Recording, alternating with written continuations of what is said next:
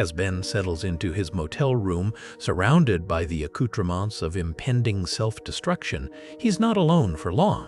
A knock on the door announces the arrival of Sarah, who immediately starts making herself comfortable and setting the terms of their relationship.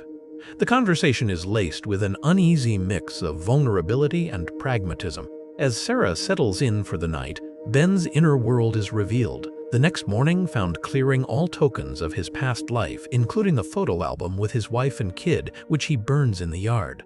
This act of ritualistic destruction is followed by a frenzied trip to the supermarket to restock his alcohol reserves, setting the stage for the rest of what Ben sees as inevitable events.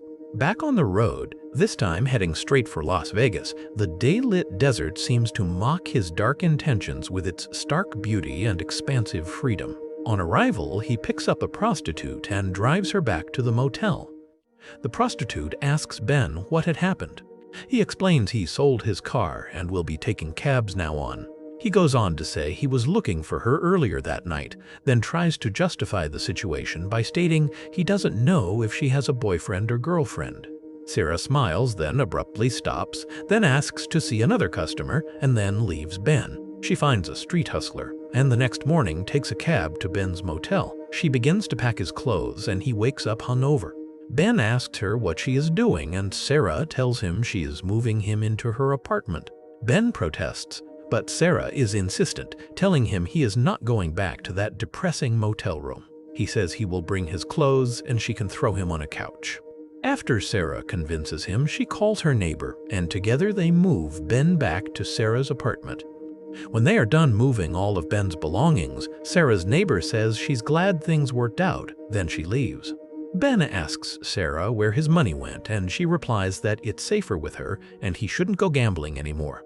She hands him $100.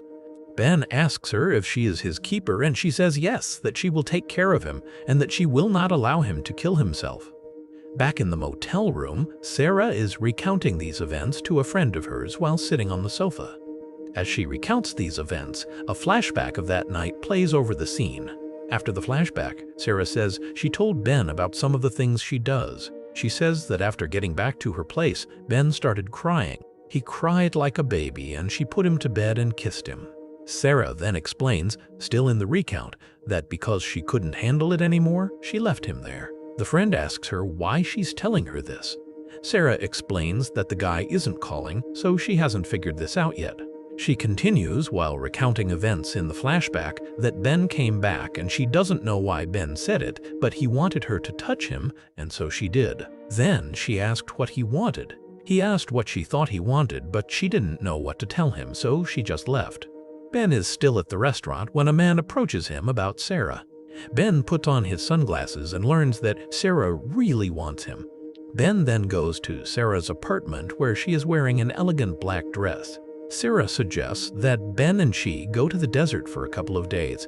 She tells Ben that she will be home around 3 in the morning and hopes he's back by then so that they can watch TV. Sarah walks out the door to go to work for the night while Ben is sitting on the sofa drinking.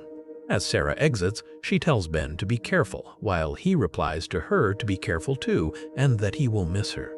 That night at the Desert Song Motel, Ben is lying on a lounge chair by the pool, with Sarah sleeping next to him. These scenes are interspersed with scenes from the 1945 movie, The Lost Weekend. Ben says, referring to a painting in the 1945 film The Lost Weekend, that he makes chronic faces, and then says to Sarah that he wants her to tell one of her tricks what it's like to sleep with him. Sarah replies by saying that they wouldn't know. Sarah then suggests Ben ask her about it sometime. Sometime later at the pool, Sarah tells Ben that she's going to be working and that he'll be okay.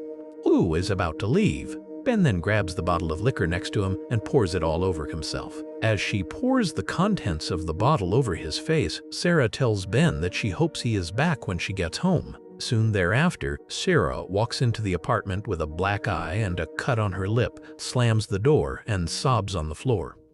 The next morning, Sarah takes her purse and is about to leave.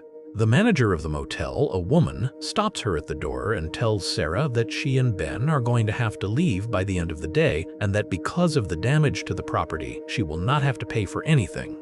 The scene then cuts to the car with Sarah driving.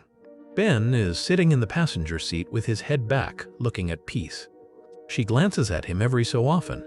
Ben wakes up during the drive and tells Sarah to please let him know that she loves him too. Ben goes on to say that it isn't enough for him to love her and that she has to love him too. Sarah doesn't reply. She only gives him a quick glance. Sarah pulls over to the side of the road and kicks Ben out of the car. Sarah watches Ben walk off with his suitcase, then drives away. Later, Ben is picked up by a cab and asks to be taken back to Vegas. He meets a pimp at a casino and is set up with a beautiful woman for a night of company. During the meeting with this new girl, Ben recounts what the taxi driver said when he told him where he wanted to go. While he is with her, it's clear that Ben is thinking of Sarah the entire time. A little later, Ben gets a call back at the motel. "What's Sarah?" Ben asks her if she'll come over and Sarah agrees, telling him she'll be right there. When she arrives, they both seem nervous to see each other. She asks him if he wants to be alone, but he tells her to stay. They both state their love and devotion for each other, with Sarah ultimately declaring that she doesn't want him to stop doing what he needs to do and that she will love him no matter what. Thanks for tuning in. Stay curious, stay awesome, and don't forget to hit that subscribe button for more amazing content.